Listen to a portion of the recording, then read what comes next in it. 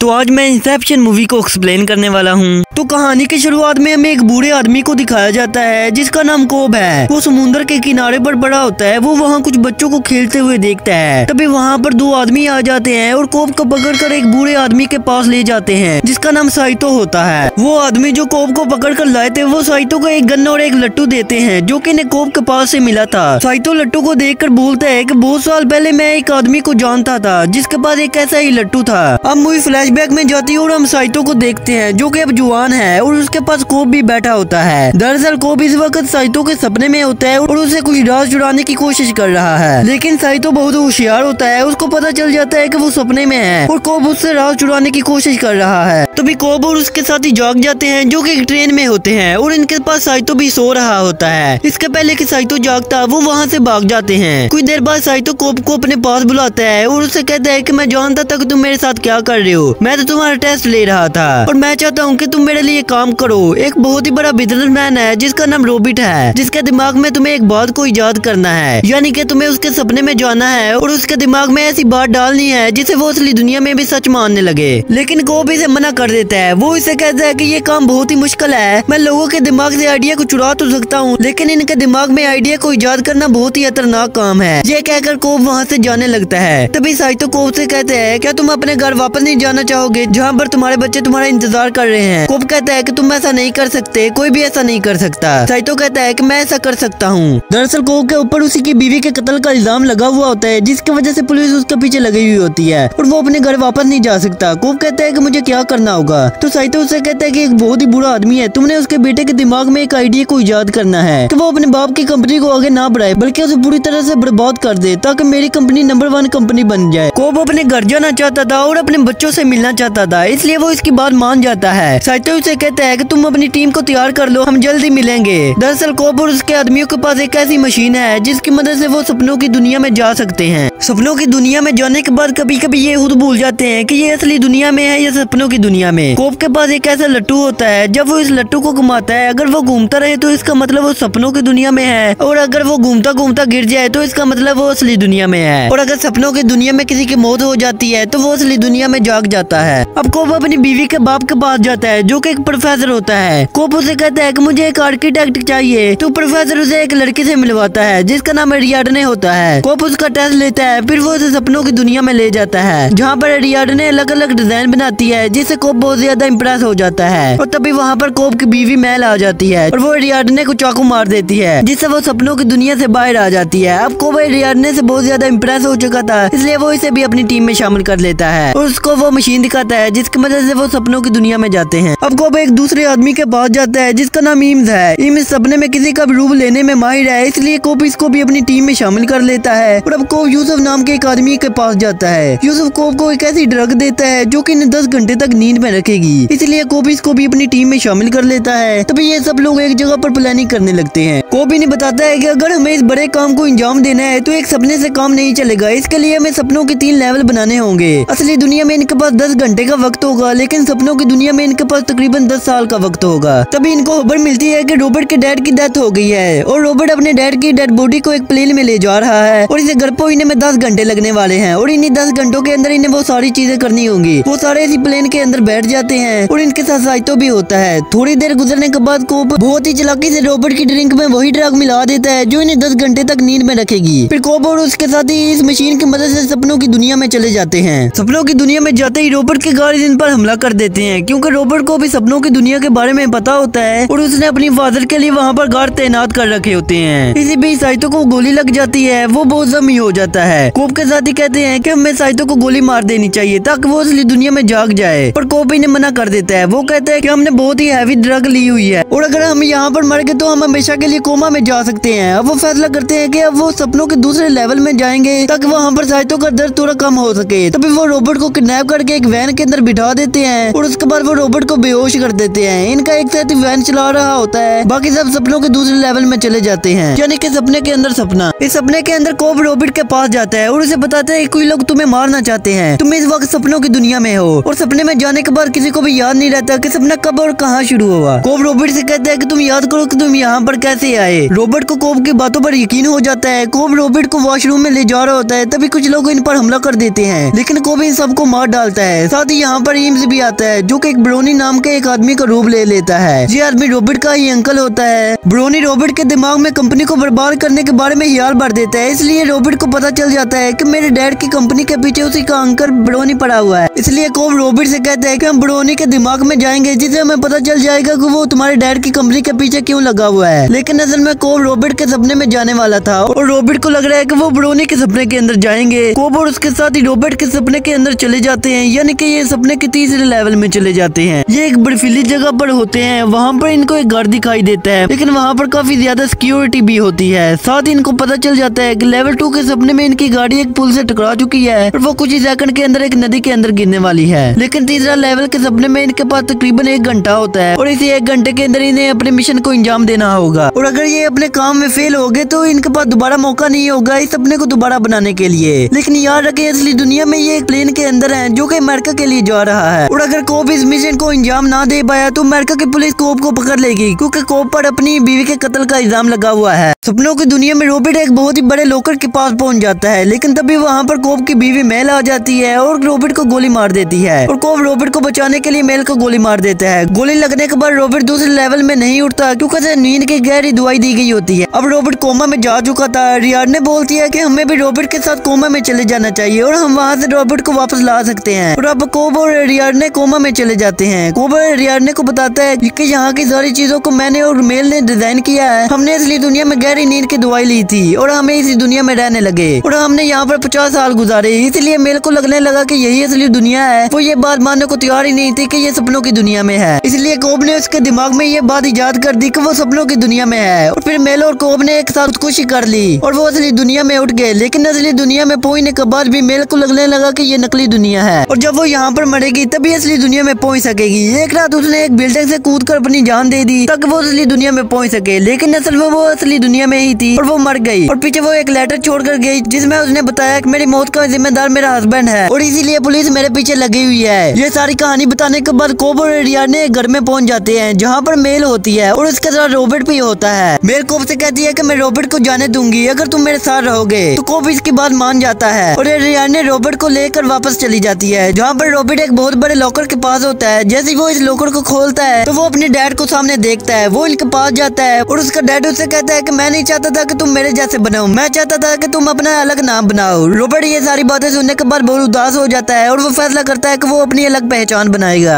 और अब यहाँ पर कोब और उसकी टीम का काम खत्म हो चुका था क्योंकि जो वो चाहते थे वो हो चुका था और आहिस्ता आहिस्ता वो सपनों की दुनिया के बाहर आने लगते हैं और वो सपने के पहले लेवल में पहुंच जाते हैं जहाँ पर इनकी गाड़ी एक नदी में गिर जाती है और सब बाहर आ जाते हैं। सिर्फ कोब और साइतो नहीं जागते क्योंकि कोब को पता होता है कि साइतो किसी न किसी लेवल में मर चुका है, इसलिए वो इसे कोमा में ढूंढना शुरू कर देता है। ऐसे ही बहुत साल वो इसे ढूंढता रहता है, लेकिन जब एक दिन कोब समुद्र के किनारे पर पड़ा होता है तभी 2 आदमी उसे उठाकर एक बूढ़े आदमी के पास ले जाते हैं जो कि साइतो होता है। पहले तो कोब साइतो को नहीं पहचानता, लेकिन जल्दी वो इसे पहचान जाता है और कोब इसे याद दिलाने की कोशिश करता है कि वो सपने के अंदर फंसा हुआ है। तभी साइतो को भी सब कुछ याद आ जाता है। फिर वो दोनों अपने आप को गोली मार के वापस आ जाते हैं जहाँ पर ये सब एक प्लेन के अंदर होते हैं। प्लेन लैंड होने ही वाला होता है तभी साइतो अमेरिका की पुलिस को कॉल करता है और कोब पर लगे सारे इल्जामों को माफ करवा देता है। अमेरिका पहुंचते ही कोब सबसे पहले अपने घर जाता है और अपने बच्चों को देखता है और उसके बच्चे पलटकर उसकी तरफ देखते हैं। दरअसल जब भी कोब अपनी यादों में अपने बच्चों को देखता था तो उसके बच्चे उसकी तरफ नहीं देखते थे, पहली बार उन्होंने उसकी तरफ देखा था। तभी कोब को शक होता है कि वो असली दुनिया में है या सपनों की दुनिया में, इसलिए वो अपनी जेब से अपना लट्टू निकालता है और उसे घुमा देता है और अपने बच्चों से मिलने चला जाता है। और कोब अपने लट्टू की तरफ नहीं देखता, उसका लट्टू घूमते घूमते गिरने ही वाला होता है। तभी मूवी खत्म हो जाती है।